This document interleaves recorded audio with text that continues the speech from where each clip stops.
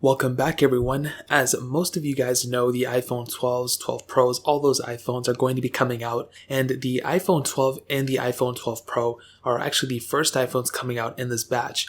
Now, unfortunately, it totally depends on you, but there is one thing that I am so looking forward to for these new iPhones, and it's so unfortunate because I feel like Apple could have knocked it out of the park and made a beautiful set of iPhones.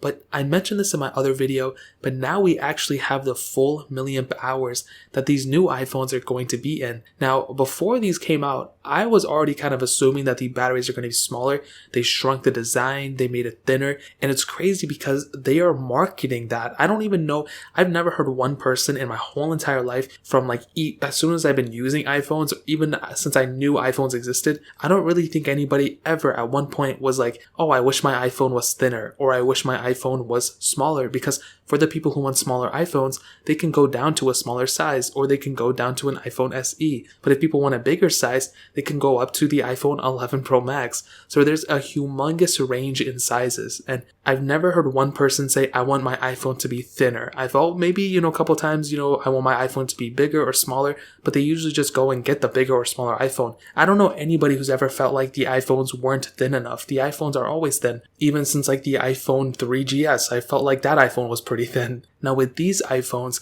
every single iPhone from the predecessor to this one that's compatible with, it has a smaller battery. Now the iPhone 11 and the 11 Pro had over 3000 mAh batteries. That's why the iPhone 11 Pro was just such a killer in the battery life. I used it for a year. I loved it. It had a really good battery life. But when you look at this new iPhone 12 Pro and even the iPhone 12, they have the exact same battery size, which is surprising.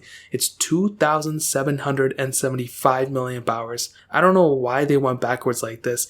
That is a smaller battery size than an iPhone 6 Plus. That is crazy. And I don't know why they did that. And going from the previous year to this year, they shrunk the battery life for both those models. And that is totally not okay with me. I really hate that. I say it every single time. And this is a perfect analogy. Imagine if Apple this year said, oh dude, the iPhones this year are slower than last year's, or we put a cheaper chipset inside of it, or we made the camera worse this year. If they did that, everyone would be up in arms. But they decreased the battery size, it's only supposed to be getting better and better. So it's insane that they actually shrunk the battery size.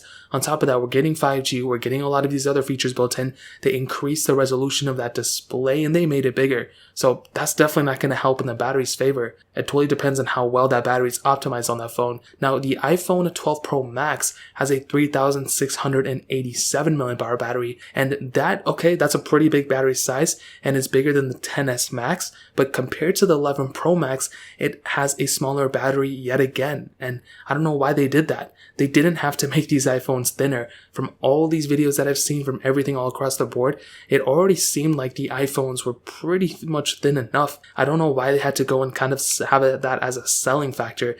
It really doesn't make any sense. And just because I haven't seen it or just because I'm affected by it doesn't mean that nobody else is. So I want to know, does anybody else think that the iPhones weren't already thin enough? Let me know in the comment section. You can hit me up on Twitter or Instagram. I very rarely ask you guys to do anything like that, but I'll definitely be reading these comments. I need to figure this out. I feel like all across the board, everyone already thinks these iPhones are thin enough. I could be totally wrong though. I don't know. Now, the last one really threw me off, and I'm not even going to lie. So with the iPhone 12 mini, this specific iPhone, this phone has a 2227 mAh battery. Now, I don't know why they did this. It makes absolutely no sense. The iPhone SE2, for example, has a 1800 mAh battery or whatever. And I saw a lot of people on Reddit and some other places saying, well, it's a smaller phone, but it's going to be more optimized and it has a bigger battery technically than those phones, so it's probably going to have good battery life, right? I can definitely tell you right now, if it's better than the SE2, that's really not even saying that much. The SE2's battery life was pretty okay. It's